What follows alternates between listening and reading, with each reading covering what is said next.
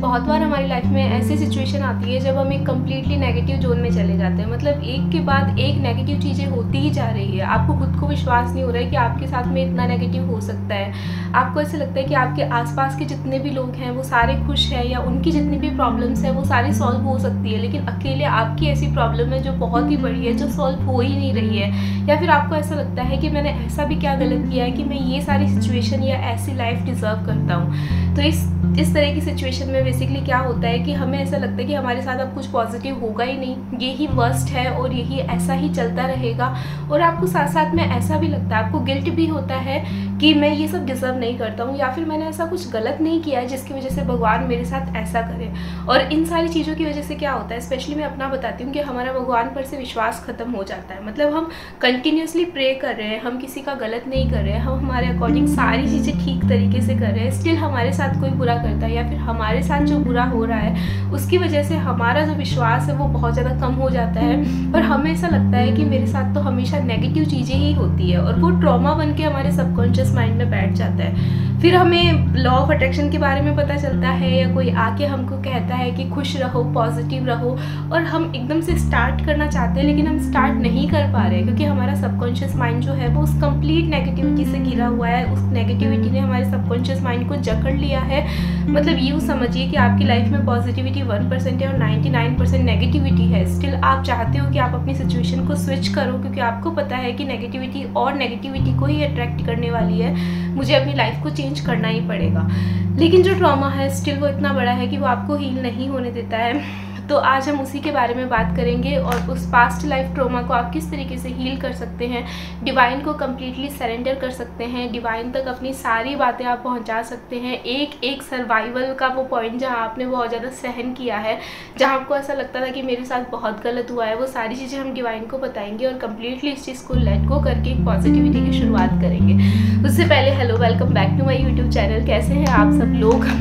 हमेशा की तरह बहुत सारा थैंक यू वीडियोस को देखने के लिए, लाइक शेयर सब्सक्राइब करने के लिए। और अगर आप लोग मैनिफेस्टेशन कर रहे हैं तो अपनी जर्नी को मेरे साथ शेयर करते रहिए, बिल्कुल मत भूलिए। तो अब हमें क्या करना है, या फिर आगे हम इस सिचुएशन को कैसे चेंज कर सकते हैं? देखिए, हम सिचुएशन को चेंज नहीं कर सकते हैं, पास्ट में जो हो चुका है वो तो हो चुका है। अब हमें क्या करना है कि वो जो सिचुएशन है वो हमें और ज़्यादा अफेक्ट ना करे, या हमारी लाइफ में और ज़्यादा नेगेटिविटी को अट्रैक्ट ना करे, इस चीज़ का हमें ध्यान रखना है। और उसकी वजह से हमें कम्प्लीटली इसे भूलना होगा। अब कुछ भी चीज़ अगर आपको तकलीफ दी है तो ऑब्वियस सी बात है कि वो आपकी लाइफ के बहुत ही इंपॉर्टेंट एरिया से जुड़ी भी होगी, तो इतना जल्दी उसको भूलना पॉसिबल नहीं है। तो आप क्या करते हो, किसी को जाके अपनी बात बताते हो, या किसी के सामने जाके आप रोते हो, या फिर आप उससे सिंपैथी लेते हो, या फिर आप उससे कोई ना कोई उपाय लेते हो कि मुझे बताओ मैं कैसे इन सारी चीज़ों से निकलूँ। और फिर क्या होता है कि सामने वाला किस तरह की एनर्जी का है, वो पॉजिटिव एनर्जी का है, वो नेगेटिव एनर्जी का है, वो किसी थर्ड पर्सन को आपकी बात शेयर करता है, या और ज़्यादा नेगेटिविटी को फैला रहा है, या फिर वो खुद बेचारा परेशान होकर उस नेगेटिव एनर्जी को अपने अंदर ले रहा है, ये हमें बिल्कुल आइडिया नहीं रहता। तो मैं ये चीज़ें प्रेफर नहीं करती हूँ कि मैं जाके कभी भी कोई अच्छी बात या बुरी बात तुरंत ही किसी के साथ शेयर करती हूँ। मैं एक बार उसे अपने तक ही रखती हूँ, ताकि कोई भी तरह की एनर्जी जो है वो मेरी लाइफ में जब तक मेरा काम ना हो जाए उसके ऊपर इफेक्ट ना करे। तो इस केस में आप क्या करेंगे? देखिए, हीलिंग बहुत ज़्यादा ज़रूरी है। हील तो आपको होना होगा, उन सारी नेगेटिव सिचुएशन से अपने आप को हील करना पड़ेगा। और अगर आपको ऐसा लगता है कि आप किसी को जाके अपनी बात बताएंगे, या फिर वो कोई आपको ऐसी चीज़ बता देगा जिसकी वजह से आपकी लाइफ में बहुत बड़ा ट्रांसफॉर्मेशन आ जाएगा, या कोई वो टेक्निक, कोई उपाय आपको बता देगा जिसकी वजह से सब कुछ ठीक हो जाएगा, तो ये बिल्कुल भी पॉसिबल नहीं है। आपको जो हील करना है वो आपको खुद ही करना है। तो सबसे पहले सारी रिस्पॉन्सिबिलिटी आपको अपने ऊपर लेनी पड़ेगी कि जो कुछ भी हुआ है वो मे भी मेरे कोई कर्मास हो, इस लाइफ के कर्मास हो, या पास्ट लाइफ के कर्मा है, या कोई लेसन गॉड मेरे को देना चाह रहा है, इसकी वजह से हुआ है।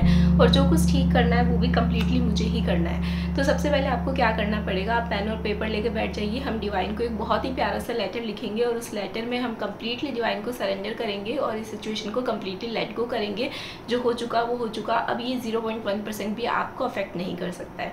तो पेन और पेपर लेकर आप बैठ जाएंगे।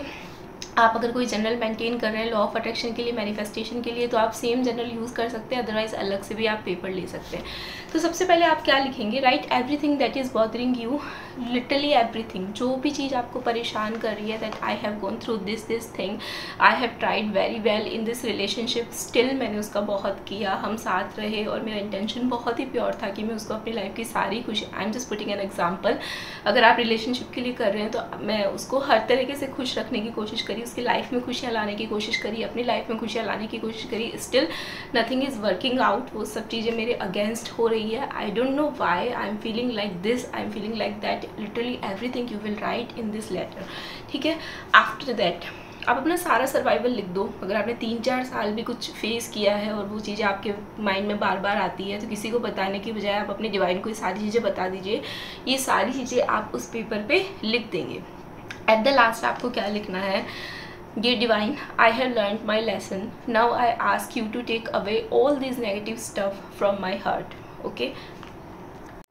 I seek for forgiveness and I forgive those who were part of it. मैं completely forgiveness आपसे मांगता हूँ और मांगती हूँ, या फिर और मैं उन सारे लोगों को जो इसमें इन्वॉल्व थे या कहीं किसी की गलती थी और मेरे मन में अगर उनके लिए कोई बुरे इंटेंशन है तो मैं उन सबको फॉरगिव करता हूँ, उन सारे इंटेंशन को यहीं पे ख़त्म करता हूँ। और लास्ट में आपको ये लेटर लिखना है, that means it is already written, it is already done, divine आपका ये काम कर चुका है, आपने डिवाइन को अपनी प्रॉब्लम बता दी और वो बहुत सारी खुशियों का खजाना है, वो आपको ऑलरेडी सारी चीज़ें आपकी माफ़ करके आपकी सिचुएशन को तुरंत ही स्विच करने वाला है। तो ऑफ कोर्स आप उसके लिए ग्रेटिट्यूड शो करेंगे और उसी एनर्जी से, उसी फ्रिक्वेंसी से आप ग्रेटिट्यूड शो करेंगे कि एक्चुअली ये हो चुका है, now divine will look after this, मेरे को इसकी टेंशन लेने की जरूरत नहीं है। So thank you universe and thank you universe, thank you universe 3 बार अगर आप लिखते हैं तो energy will be so high. और आपको जैसे अगर आप आज ये कर रहे हैं तो आपको यही बिलीव करके रखना है that the problem is completely gone, और जो वाउंड है मेरा वो कम्प्लीटली हील हो चुका है, अब मुझे वो और परेशान रहा है।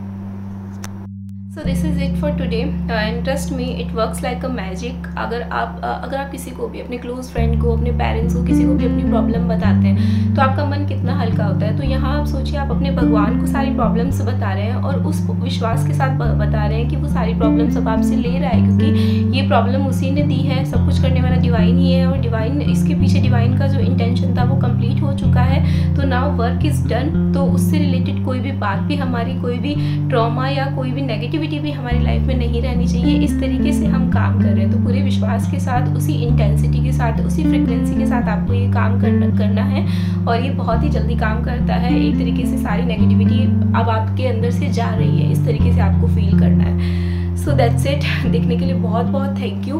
अपना ध्यान रखो। इट इज़ एक्सट्रीमली हॉट, यहाँ पे एसी भी प्रॉपरली वर्क नहीं कर रहा है और वीडियो जो है वो बार बार कट करके इसको मर्ज करके मेरे को करना पड़ रहा है, क्योंकि फ़ोन में प्रॉब्लम हो रही है, कभी एसी काम नहीं कर रहा, कभी फ़ोन में प्रॉब्लम हो रही है। स्टिल मैं बनाने में पूरी सक्सेसफुल रही और इसी एफर्ट के साथ में आप भी देखना और इस चीज़ को अपनी लाइफ में अप्लाई करना और इसके इफ़ेक्ट्स मेरे साथ में ज़रूर शेयर करना।